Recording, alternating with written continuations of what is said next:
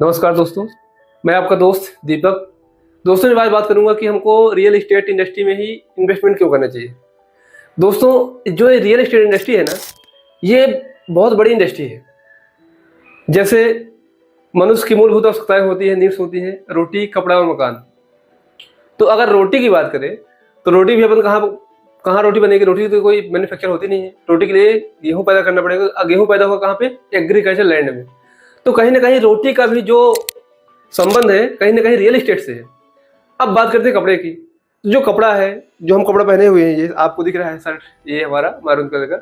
तो इस शर्ट के लिए कहीं ना कहीं इंडस्ट्री होगी, फैक्ट्री होगी। उस फैक्ट्री के पहले इसको सूत बनाना पड़ेगा। सूत से पहले बना होगा कपास। कपास खेत में पैदा होती है। तो चाहे वो पैदावार हो, चाहे वो इंडस्ट्री हो, मतलब कोई भी चीज़ हो, कहीं ना कहीं उसका संबंध रियल एस्टेट से है।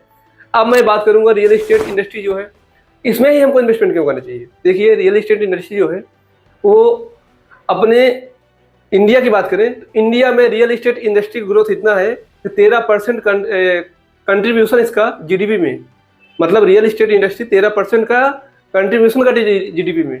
और प्रेजेंट टाइम की बात करें, till date real estate industry 518 billion US dollar की है इंडिया की। और इसके साथ साथ हम लोग बात करें कि हमें इसी में इन्वेस्ट क्यों करना चाहिए, तो इसका एक रीजन है, रियल एस्टेट में इन्वेस्ट करने से अपन 3 तरह से प्रॉफिट ले सकते हैं। 3 तरह से बात करें तो इसमें जो ग्रोथ होती है वो 3 तरह से होती है। एक होती है नेचुरल ग्रोथ, एक होती है साइकिल ग्रोथ। साइकिल ग्रोथ आप जानते होंगे, हर मार्केट में चलता है, अप डाउन, ये साइकिल ग्रोथ हो गया। नेचुरल ग्रोथ की बात करते हैं कि वहाँ पे कोई ऐसी प्राकृतिक चीज हो जिसको, मतलब प्राकृतिक चीज कुछ ऐसे वहाँ पे हो, वेदर को लेके, कोई भी चीज को लेके, जहाँ पे एक वहाँ बूम आए, रियल एस्टेट में बूम आए। तो नेचुरल हो गया और साइकिल हो गया। और तीसरा होता है एक्सपोनेंशियल ग्रोथ। एक्सपोनेंशियल ग्रोथ कहीं भी किसी भी रियल एस्टेट में तब आती है, किसी भी पर्टिकुलर लोकेशन में तब आती है जब वहाँ की गवर्नमेंट और वहाँ के बड़े बड़े उद्योगपति वहाँ पे अपना इन्वेस्ट करते हैं, बड़ी प्लानिंग होती है उस चीज को लेके। तो ये 3 तरह से हमको वहाँ से ग्रोथ मिलती है। अब हम बात करते हैं रियल एस्टेट के बारे में। तो रियल एस्टेट जो है ना, ये इतना बड़ा विषय है, इतना बड़ा विषय है। जैसे मैंने अभी आपको एग्जांपल दिया है, रोटी, कपड़ा और मकान। तो ये तीनों चीजें रियल एस्टेट से ही संबंधित है। अगर आप डीपली देखेंगे तो एक चीज दूसरी चीज से इंटरकनेक्टेड है, लेकिन इसको डीपली समझना पड़ेगा तो समझ पाएंगे इंटरकनेक्टेड कैसे है। इसके बाद हम बात करते हैं कि रियल एस्टेट जैसे हो गई, रियल एस्टेट में होता है अपार्टमेंट जितने होते हैं रियल एस्टेट में आता है। कोई भी कॉमर्शियल लैंड है रियल एस्टेट में आता है। कोई भी एग्रीकल्चर लैंड है रियल एस्टेट में आता है। कोई भी इंडस्ट्रियल हो, कॉमर्शियल हो, अपार्टमेंट हो, विला हो, बंगलो हो, कोई भी इंडस्ट्री हो, मतलब ये सारी चीजें कहाँ आती है? रियल एस्टेट में। रियल एस्टेट में इन्वेस्ट करके हम 2 तरह से प्रॉफिट ले सकते हैं। पहला प्रॉफिट हमारा है रेंटल। किसी अपार्टमेंट में अपना विला ले या बंगलो ले या वहाँ पे अपनी फ्लैट ले या कोई लैंड ले, तो वहाँ पे हम किसी शॉप को, किसी सेंटर को, किसी इंडस्ट्री को वहाँ पे हम रेंट में दे सकते हैं। तो रेंट में देने से क्या होगा? हमारी लैंड हमारे पास है, हमारा अपार्टमेंट हमारे पास है, फिर हमको हर मंथ वहाँ से कुछ ना कुछ रेंट आती है, तो इसको बोलते हैं रेंटल इनकम। दूसरा होता है कैपिटल एप्रिसिएशन। वो क्या होता है? जैसे मान लीजिए किसी लैंड में, किसी अपार्टमेंट में, किसी भी चीज़ में मैंने वहाँ पे इन्वेस्ट कर दिया, और इन्वेस्ट करने के बाद वहाँ पे मेरे पास 2 ऑप्शन है। या तो मैं शॉर्ट टर्म के लिए, मतलब 2 साल 3 साल के लिए उसको रोक के रखूँ उस लैंड को, उसके बाद मैं उसको रिसेल कर दूँ। या दूसरा हमारे पास ऑप्शन है उसको एक लॉन्ग टर्म के लिए 20 साल 25 साल के लिए रखें। उसके बाद जब वहाँ पे अच्छा रियल एस्टेट ग्रोथ हो जाए, वहाँ की जो लोकेशन है उसके हिसाब से, तो उसको हम फिर उसको रिसेल कर सकते हैं।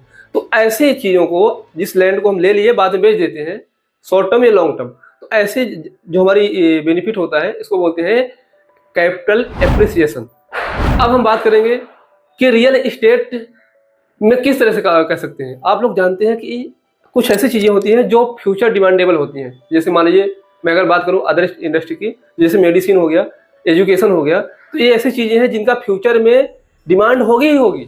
हर पर्सन को, हर फैमिली को इसकी डिमांड होने वाली है। उसी प्रकार जो हमारा रियल एस्टेट है ना, तो रियल एस्टेट में भी हमेशा डिमांड होने वाली है। क्योंकि क्या होता है ना, रियल एस्टेट में जितनी भी चीज़ें होती हैं, आप लाइफ में कोई भी चीज़ ले उठा के देखिए, आपका घर होगा, आपका ऑफिस होगा, तो रियल एस्टेट के अंतर्गत आता है।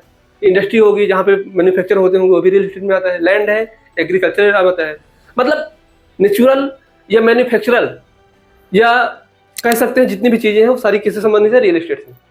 अब रियल एस्टेट में 2 तरह से होता है। एक तो होता है जिसको हम प्रोड्यूस कर सकते हैं। प्रोड्यूस बोले तो जैसे मान लीजिए कि हम फ्लैट बनाते हैं तो फ्लैट को हम प्रोड्यूस करते हैं, बनाते जाते हैं, लेकिन जो लैंड है ना वो लैंड को हम प्रोड्यूस नहीं कर सकते, उसको हम नहीं बना सकते, इसका प्रोडक्शन नहीं कर सकते। तो लैंड अगर हम कहीं पे परचेस करते हैं, रियल एस्टेट के अंदर लैंड की अलग चीज़ है, अपार्टमेंट, विला और शॉपिंग सेंटर, मॉल, ये अलग चीज़ें हैं। इसको तो हम लोग प्रोड्यूस कर सकते हैं, बना सकते हैं, लेकिन बनाएंगे लैंड के ऊपर ही। लेकिन जो लैंड होती है ना उसका अलग ही चीज़ होता है। तो लैंड क्या है, लैंड को हम लोग मैन्युफैक्चर या प्रोडक्शन नहीं कर सकते। तो इसकी नीड हर एक व्यक्ति को है और इसका प्रोडक्शन नहीं हो रहा है, तो आप सोचिए अपने दिमाग से कि इसकी ग्रोथ होगी या नहीं होगी। इसलिए आप जितने भी बड़े उद्योगपति लोगों को देखे होंगे उनका कहीं ना कहीं रियल एस्टेट में इन्वेस्टमेंट होता है। दोस्तों मैं ये भी बताना चाहता हूँ कि रियल एस्टेट में केवल इन्वेस्टमेंट करने से एक जो कैपिटल एप्रिसिएशन या रेंटल एप्रिसिएशन ये तो होता ही है, उसके साथ में हमारी समाज में काफ़ी इज्जत होती है कि इनके पास इतनी प्रॉपर्टी है, इतनी सारी चीज़ें हैं। तो दोस्तों ये सारी चीज़ें हैं जो रियल एस्टेट में हमको इन्वेस्टमेंट करने से प्रॉफिट भी होता है और हमको प्रतिष्ठा मिलती है। दोस्तों थैंक यू।